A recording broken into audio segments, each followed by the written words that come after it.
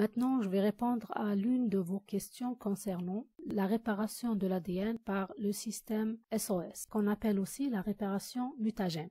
Les mutations d'ADN sont corrigées par plusieurs mécanismes en fonction de la nature de la mutation et aussi de l'ampleur de la lésion que l'ADN subit. Dans la partie précédente du cours, on a vu la réparation de l'ADN par différents mécanismes et on a vu qu'en fonction de la mutation, comme par exemple si vous avez un mésappareillement, vous avez un système de réparation de mésappareillement par les protéines MUT-S, MUT-H et MUT-L des Escherichia coli.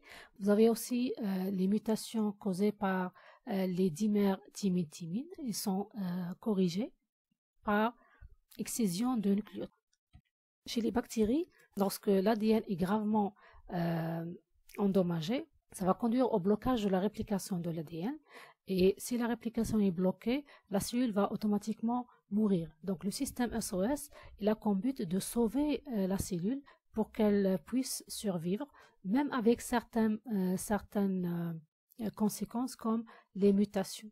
Les mutations qui vont causer la réponse SOS, souvent c'est des mutations induites par les ultraviolets, les rayonnements ultraviolets ou par certains radicaux libres. La réponse SOS implique plusieurs protéines codées par des gènes qu'on appelle les gènes SOS. Ces gènes font partie du même opéron et ils sont contrôlés par une protéine qu'on appelle la protéine LEX-A.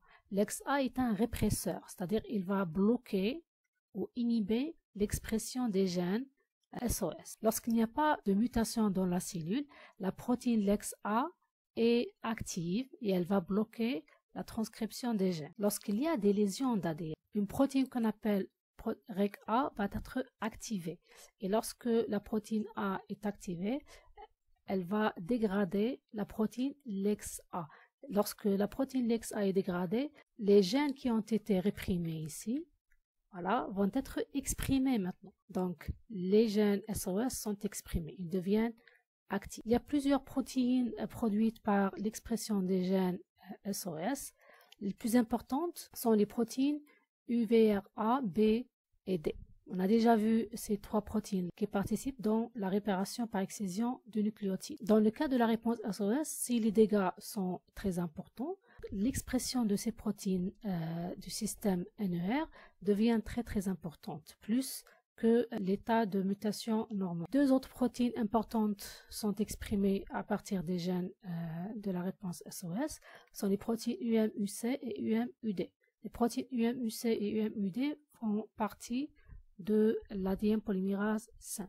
Chez Escherichia coli, il y a 5 ADN polymérases, 1, 2, 3, 4 et 5. Dans la réplication de l'ADN, on a vu l'ADN polymérase 1 et 3. Les 3 autres ADN polymérases participent dans la réparation. Lorsqu'il y a une mutation très importante, on a dit tout à l'heure que la réplication est bloquée. Donc l'ADN polymérase 3 normal de la réplication ne peut pas continuer parce qu'elle possède une fonction de correction.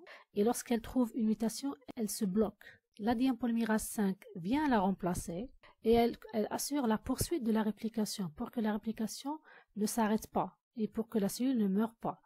L'ADN polymérase 5, elle remplace l'ADN polymérase 3 et elle peut poursuivre le travail de réplication parce qu'elle ne possède pas de fonction de correction.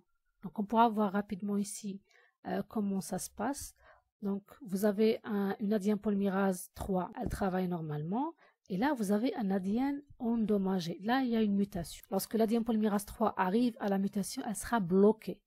Elle va quitter l'ADN et elle sera remplacée par l'ADN polymérase 5. L'ADN polymérase 5, elle continue à faire la synthèse de l'ADN. Et lorsqu'elle traverse ou dépasse la mutation, l'ADN polymérase 3 peut revenir et continuer la réplication de l'ADN.